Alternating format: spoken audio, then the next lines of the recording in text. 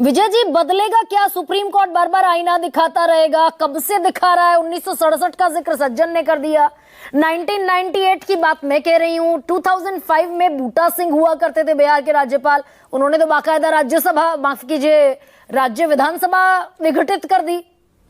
ये रुकेगा और क्या इसका इलाज क्या है? केंद्र सरकार समझेगी क्या ये नसीहत और ताकीद? गरिमा जी, मसला क्या है? हम बहस ही शायद अलग तरीके से कर रहे हैं। जो सज्जन बात कर रहे हैं, जो आशुतोष बात कर रहे हैं, वो मसला है इंस्टीट्यूशन का।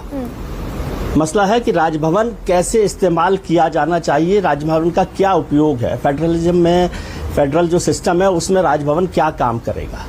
यदि हम बहस करेंगे RN रवि पर, तो ये तो हिस्टोरिकल फैसला, इसमें कोई बहस ही नहीं है कि जो सुप्रीम कोर्ट ने कहा है कि 10 बिलों को उन्होंने, और उससे भी बड़ा हिस्टोरिकल फैसला हुआ कि बिना उनकी गवर्नर के असेंट के राज्य सरकार ने उसको लागू कर दिया 10 बिलों को। तो वो हिस्टोरिकल फैसला है। लेकिन क्या ये बात आज हो रही है? मतलब मुझे कोई भारतीय जनता पार्टी को बचाने की बात नहीं है, लेकिन एक तरफा मत रही है। जैसे सज्जन ने कहा, पहली जो कम्युनिस्ट सरकार है केरल में, वो बर्खास्त कैसे हुई, और उसके बाद 100 से ज्यादा बार, 120 करीबन 122 बार आर्टिकल 356 का इस्तेमाल हुआ है। वो इस्तेमाल क्या होता है? वो इस्तेमाल है गवर्नर की शक्तियों का बेजा इस्तेमाल।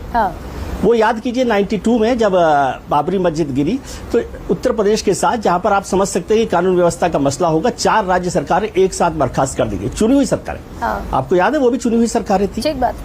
अच्छा, इस पर भी बहस हो रही है। मैं इस पर जा नहीं रहा कि क्या हो रहा है क्या नहीं हो रहा है। सरकारिया कमीशन बना, पुंछी कमीशन बना, जो अभी बात हुई बॉम्बे की जो फैसला है सुप्रीम कोर्ट का, वो सारे फैसले कहाँ हैं? क्या वो भारतीय जनता पार्टी की सरकार आने के बाद बने हुए? इसका मतलब राजभवन को लेकर लगातार लंबी बहस हुई है और हमेशा उसका दुरुपयोग होता रहा, हर बार होता रहा है।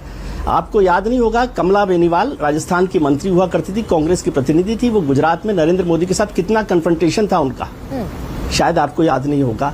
और ये भी बहस हुई, इसका भी कोई मायने नहीं रह गया अब कि भाई पॉलिटिकल लीडर को गवर्नर बनाना चाहिए कि नहीं बनाना चाहिए। आपने कहा RN रवि साहब तो नहीं है पॉलिटिकल लीडर, रोमेश भंडारी, जिन्होंने इतिहास में उससे बड़ा अपराध किसी ने नहीं किया। आप कह रहे हैं कि वो उनको बहुमत नहीं मिला, बहुमत कहाँ? वो तो रिपोर्ट कानून उसके उत्तर प्रदेश विधानसभा के रिकॉर्ड में भी नहीं रखा गया जगदम्बिका पाल को। वो ये अलग बात है कि आजकल वो भारतीय जनता पार्टी के नेता हो गए हैं, लेकिन आप बेशर्मी ये देखिए कि जब गवर्नर बूटा सिंह होते हैं और विधानसभा का जब वो सरकार का मसला होता है नीतीश कुमार वाला, वो इस्तीफा देते हैं, पड़ता है उनको जब सुप्रीम कोर्ट फैसला करता है। आज के फैसला के बाद जो आज का ऐतिहासिक फैसला है, मैं उसको बहुत गंभीर तरीके से देख रहा हूं। तो उसके बाद क्या रवि साहब ने इस्तीफा दिया है? मसले पर आइए। बीएल पुरोहित ने इस्तीफा नहीं दिया, 1.5 साल पहले उन्हें कह दिया गया था। आज सुनिए आप बात, नहीं बात सुनिए ना आपकी, किस तरह से राजभवन का इस्तेमाल होता है। अच्छा, अब इसमें प्रेसिडेंट भी आ गया। जो सज्जन ने बात की वो एक बात थी कि आउटरीच की, जुडिशियल आउटरीच की बात है, और प्रेसिडेंट को किस तरह से इस्तेमाल करें। लेकिन आप डिबेट देखिए, AG साहब जो हैं अटॉर्नी जनरल सरकार की, उन्होंने जुडिशियल आउटरीच की बात नहीं की इस फैसले पर। उन्होंने क्या कहा कि प्रेसिडेंट को आपने हेयर नहीं किया, हियरिंग उनकी नहीं हुई है।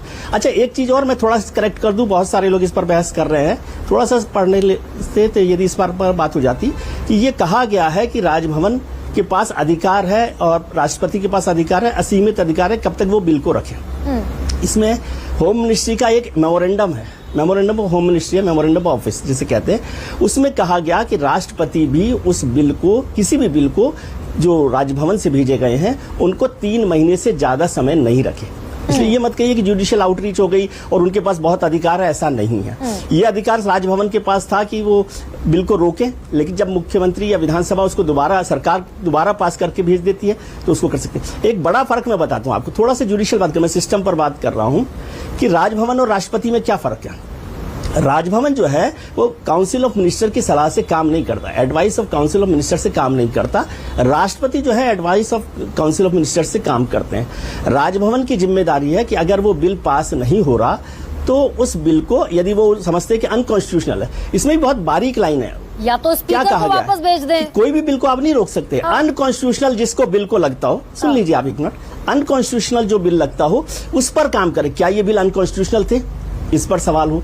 फिर जब राजभवन अनकॉन्स्टिट्यूशनल या जो बिल है जिनको दोबारा भेज दिया गया उसको राष्ट्रपति के पास भेज देते हैं, तो राष्ट्रपति के पास क्या है, आर्टिकल 201 में क्या कहा गया, वहां सुप्रीम कोर्ट ने बात की, आर्टिकल 201 में कहा गया कि राष्ट्रपति को जुडिशियल एडवाइस लेनी चाहिए। क्या जुडिशियल एडवाइस ली गई? तो ये बहुत सारे सिस्टम के और जुडिशियल मसले हैं और ये पूरे सिस्टम पर है, इसलिए अब ये बहस खत्म हो गई कि राजनेताओं को बनाए कि नहीं बनाए। ये आर्टिकल 200 में राज्यपाल की शक्तियां भी बाकायदा लिखी गई हैं, 201 में राष्ट्रपति की शक्तियां भी लिखी गई हैं। सुप्रीम कोर्ट ने कहा अनकॉन्स्टिट्यूशनल है, बदलता क्या दिखेगा? बहुत छोटा सा जवाब दीजिएगा, शीतल जी से कंक्लूड करूं।